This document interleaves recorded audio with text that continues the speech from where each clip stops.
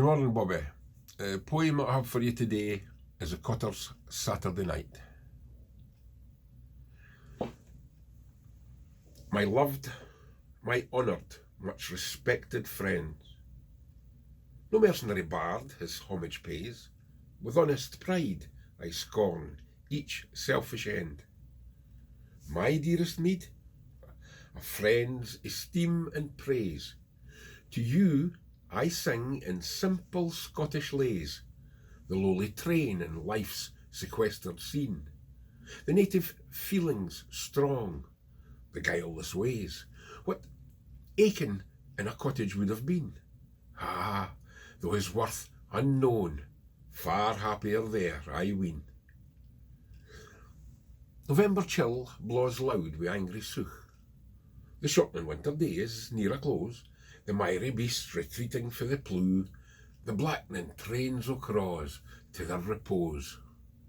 The toil-worn cotter for his labour goes. This nicht his weekly moil is at an end. Collects his spades, his mattocks, and his hoes, hoping the morn in ease and rest to spend, and weary, o'er the moor, his course does hameward bend. At length his lonely cot appears in view, beneath the shelter of an aged tree. The expectant wee things toddling stacker through to meet their dad, with flichtering noise and glee. His wee bit ingle, blinking bonnily, his clean hearth stain, his thrifty wifey's smile, the lisping infant prattling on his knee, does all his weary kyoch and care beguile, and makes him quite forget his labour and his toil. Belive the elder bairns come drapping in at service out amongst the farmers round. Some caw the pleugh, some herd, some tend to run a canny earn to a neighbour toon. Their eldest hope, their Jenny, woman grown, in youthful bloom, love sparkling in her ee, comes hame, perhaps to show a braw new gown, or deposits a sair 1 penny fee to help her parents dear, if they in hardship be. With joy unfeigned, brothers and sisters meet, and each for other's welfare kindly speers. The social hours, swift-winged, unnoticed fleet. Each tells the uncles that he sees or hears, the parents partial, aye their hopeful years. Anticipation forward points the view. The mother wi' her needle and her shears, gars all clays look almost as wheels the new. The father mixes all wi' admonition due. Your master's and your mistress's commands. The younkers all are warned to obey. And mind your labours wi' an ident hand, and ne'er, though out of sicht, to jock or play, and be sure to fear the Lord always, and mind your duty duly, morn and night, lest in temptation's path ye gang astray. Implore his counsel and assist in might. They never sought in vain that sought the Lord o' richt. But hark, a rap comes gently to the door.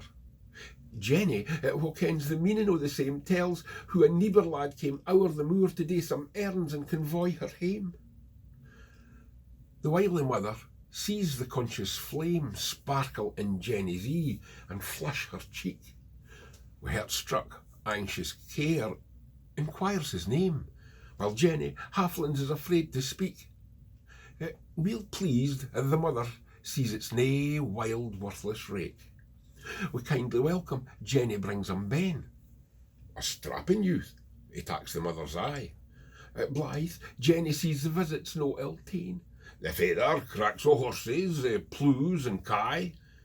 The youngster's artless heart o'erflows with joy, but blate and laithfu scarce can weel behave. The mother, wi' a woman's wiles, can spy what makes the youth sae bashfu and sae grave. We'll pleased to think her bairns respected like the lave. Oh, happy love, where love like this is found. Oh, heartfelt rapture, bliss beyond compare. I've pasted much this weary mortal round, and sage experience bids me this declare. If heaven a draught of heavenly pleasure spare, one cordial in this melancholy vale, 'tis when a youthful, loving, modest pair in others' arms breathe out the tender tale beneath the milk-white thorn that scents the evening gale. Is there, in human form, that bears a heart, a wretch, a villain, lost to love and truth, that can, with studied, sly, ensnaring arts, betray sweet Jenny's unsuspecting youth? Curse on his perjured arts, dissembling, smooth. Are honour, virtue, conscience, all exiled? Is there no pity, no relenting ruth? Points to the parents fondling o'er their child, then paints the ruined maid and their distractions wild. But now the supper crowns their simple board, the halesome parritch, chief for Scotia's food.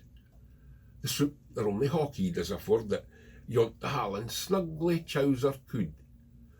The dame brings forth in complimental mood, to grace the lad, her weel haen kebbuck fell, and after's pressed, and after cause it good.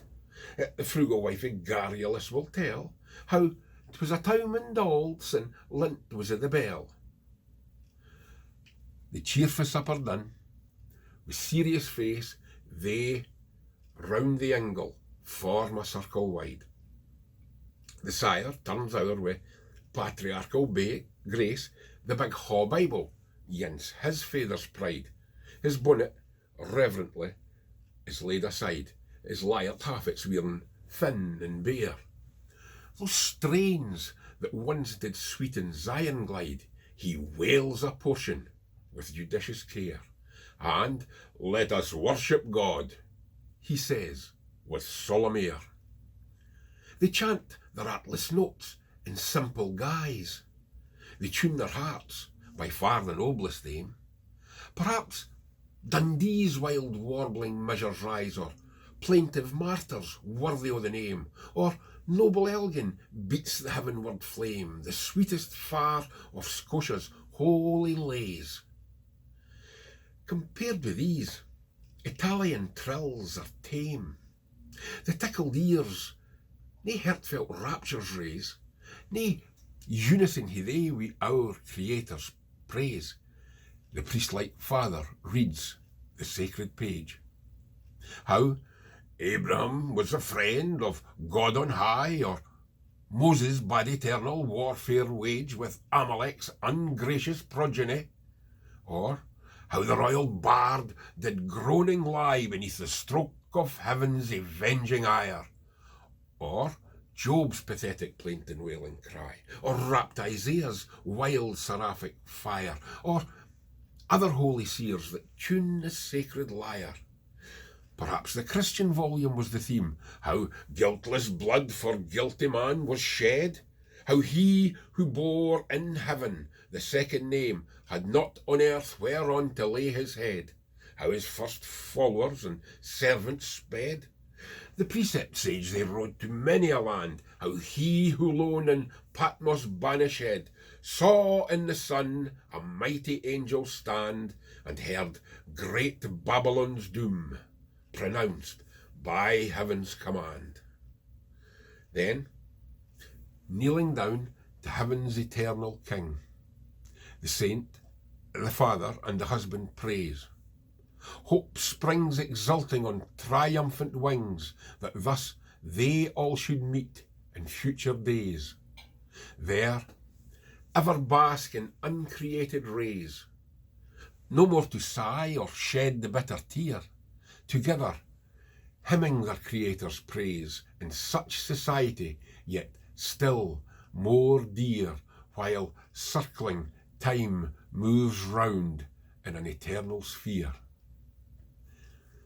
Compared with this, how poor religion's pride in all the pomp of method and of art, when men display to congregations wide devotions, every grace, except the heart.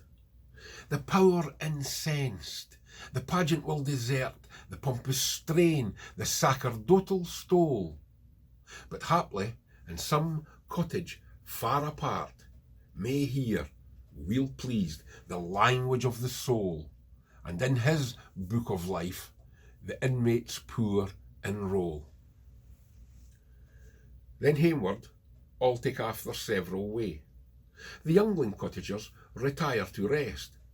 The parent pair their secret homage pay, and proffer up to heaven the warm request that he who stills the raven's clamorous nest, or decks the lily fair in flowery pride, would, in the way his wisdom sees the best, for them and for their little ones provide, but chiefly in their hearts with grace divine preside. From scenes like these, all Scotia's grandeur springs, that makes her loved at home, revered abroad. Princes and lords are but the breath of kings. An honest man's the noblest work of God, and certes in fair virtue's heavenly road, the cottage leaves the palace far behind. What is a lordling's pomp?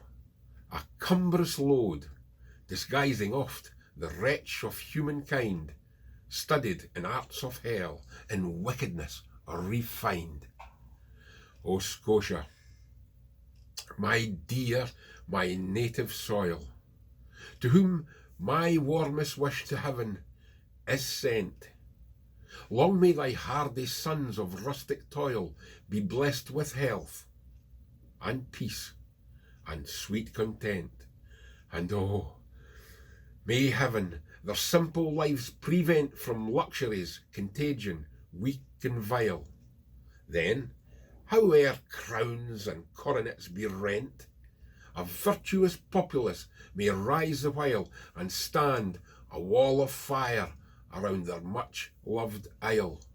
O thou, who poured the patriotic tide that streamed through Wallace's undaunted heart, who dared to, nobly, stem tyrannic pride, or nobly die the second glorious part. The patriot's God, peculiarly thou art his friend, inspirer, guardian, and reward. O never, never Scotia's realm desert, but still the patriot and the patriot bard in bright succession raise her ornament and guard. Thank you. Stay in, stay safe, my friends.